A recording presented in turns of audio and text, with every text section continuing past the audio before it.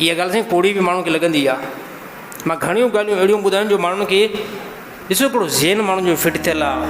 कंहिं बि माण्हू अगरि कंहिं गुनाह जे अंदरि फाथल आहे न, कंहिं गुनाह जे अंदरि फाथल आहे न, ऐं उहा जेकॾहिं असां ॻाल्हि क़ुर जे मुआफ़िक़ कंदासीं न, चवंदो हे मुला पंहिंजी तरफ़ां ॿुधाई।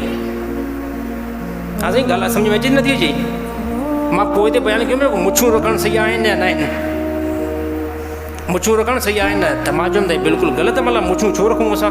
अलाह जे नबी साफ़ हदीस अलाह जे नबी फरमायो कतरा चई न कयो मुछूं। त हिन ते चङा भला असांजा मुस्लमान जे मुछूं त जेको आहे मर्द जो शान आहे, मुछूं छा जेको असां न रखूं? तव्हां मुला आहियो, तव्हां कटड़ू आहियो, तव्हां कीअं हीअं आहियो। मां चवंदुमि मूंखे कंहिंजे ॻाल्हाइण खां कमेंट सां को मूंखे फ़र्क़ु न पवंदो आहे। हिकिड़ी साफ़ ॻाल्हि जेको असां पुछंदा चङा भला साईं, अक्सर उहे जेके साईं वॾियूं मुछूं रखनि था उनखे साईं उन्हनि लाइ ॾिसो ॻाल्हि मुश्किल आहे न। हिकिड़े माण्हू खे तमामु वॾियूं मुछूं रखियल हुजनि, उहो छा कंदो? ऐं कटराए थो सुहिणो लॻे बि नथो, छो त यकी ताईं जेको हेॾा वॾा शह पर हुनखे हाणे कटण में काॾा मज़ो ईंदो। ऐं मूंखे ॿुधाईंदा साईं तव्हां त जेको आहे रोड पंहिंजे मुछुनि खे रोड करे छॾियो आहे, पट करे छॾियो। त मां बाबा हे नबी सलाह सुनत तरीक़े ते हलूं था, हे अलाह जे नबी जो तरीक़ो आहे। अमूमन माण्हुनि जे अंदरि ज़हन जे अंदरि इहा ॻाल्हि फिट थियल आहे।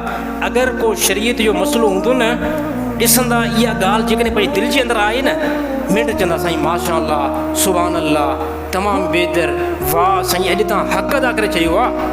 ऐं जेकॾहिं उहा ॻाल्हि हुननि जे अंदरि मौजूदु हूंदी, मां हिकिड़ो फ़ज़ल ॿुधाए छॾियां निमाज़ जो। साईं निमाज़ पढ़ंदो हेतिरो अजुर मिलंदो, जुमे में निमाज़ में हेतिरो अजुर मिलंदो, त सभई चवंदा सुभान अल्लाह। अॼु त साईं VIP साईं तक़रीर कई आहे। पर हिते ई जेकॾहिं चवंदुमि त नियाणियुनि खे हक़ु ॾियणु हे क़ुर जो फ़ैसिलो आहे। हिते ई साईं चेहरा जेको आहे फिरी वेंदा, घणा माण्हुनि जा चेहरा फिरी वेंदा। छाजे करे?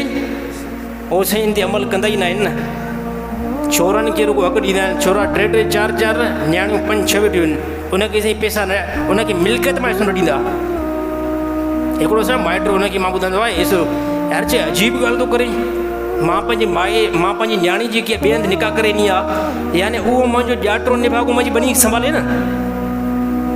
चए मां जीअरो हुजां वरी मां पंहिंजो हिसो जेको आहे पंहिंजी न्याणी खे ॾियां, त मूंखां इहो न थी सघंदो त मुंहिंजो ॼाटो जेको आहे मुंहिंजी मिल्कियत संभाले।